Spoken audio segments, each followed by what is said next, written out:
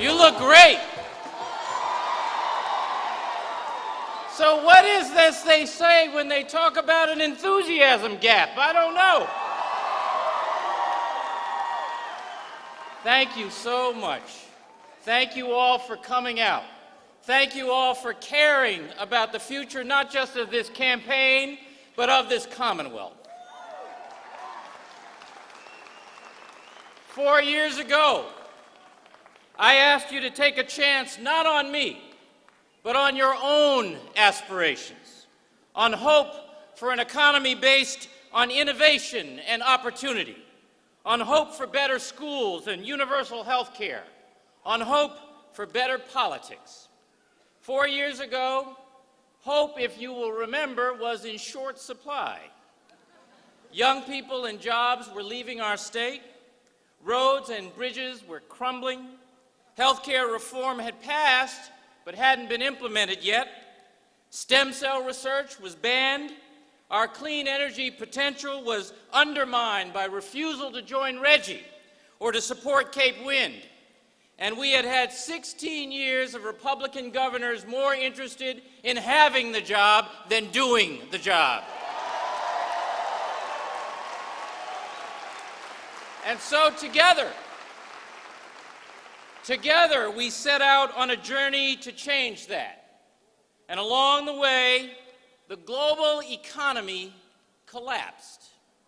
Thousands of people lost their jobs, their savings, their homes. Many, maybe some of you, lost confidence. People began to wonder whether the American dream itself was up for grabs. Times like these are more than a test of policy. They are a test of character. And I learned a long time ago, growing up on welfare on the south side of Chicago, that optimism and effort, hope and hard work is the only way to climb out of a hole. And so, when the going got tough and rough, I didn't cut and run like a whole bunch of folks who'd had this job before me. I didn't look for scapegoats or lose my way. Instead, just like families all across the Commonwealth, we took a fresh look at our plan. We stiffened our resolve, and we made choices. We chose to invest in education, in health care, and in job creation because we all know that educating our kids, having health care you can depend on, and a good job is the path to a better future. And that is why today we lead the nation in student achievement and health care coverage for our residents. That is why today we are creating jobs faster than every other state in America. 65,000 jobs this year alone. That is why today our state's economy is growing at twice the national growth rate and climbing out of recession faster than everywhere else in this country. That is why we won the race to the top competition and why we will be home to America's first offshore wind farm. And that is also why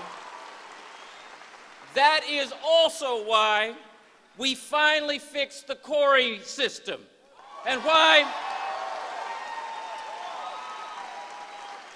it's why veterans serving in Iraq and Afghanistan and all over the world know that we will look after their families when they are away and help them when they come home. And that is also why, for the first time in 20 years, young people and families are moving into the Commonwealth faster than they're moving out.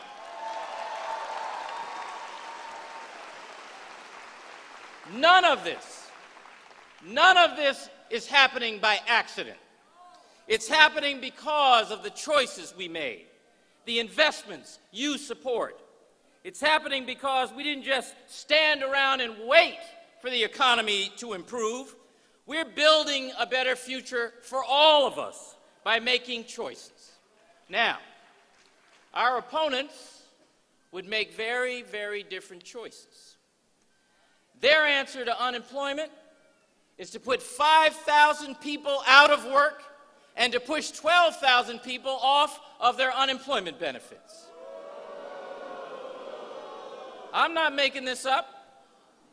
Their answer to public schools is to cut billions of dollars out of the education budget and to raise false concerns about standards.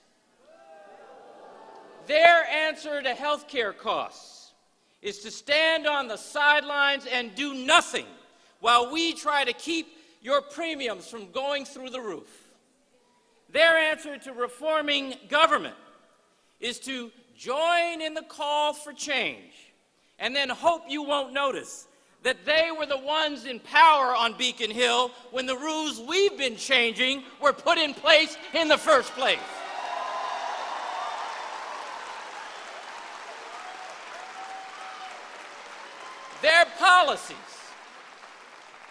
Their policies are stuck in the past. Ours are rooted in a better future. They have sound bites and slogans. We have a plan, and it's working. They think this election is about them or about me, and we all know it's about you. It's about you. Some of you may not support every choice we've made. Some of those choices have made even some of our traditional allies uncomfortable. But this job and these times demand more than making each other comfortable. The times demand that we face the hard choices before us with candor and courage, because doing so today will make us stronger tomorrow. So let me make it as plain as possible. If you are for yesterday, for the same old say anything, do nothing politics we had for 16 years before, for rhetoric that divides us and leadership that kicks every tough decision down the road, Tim Murray and I are not your guys. But if you're for tomorrow, about making the hard choices that will build a better, stronger Commonwealth, then we are your guys. We are for you. We are with you.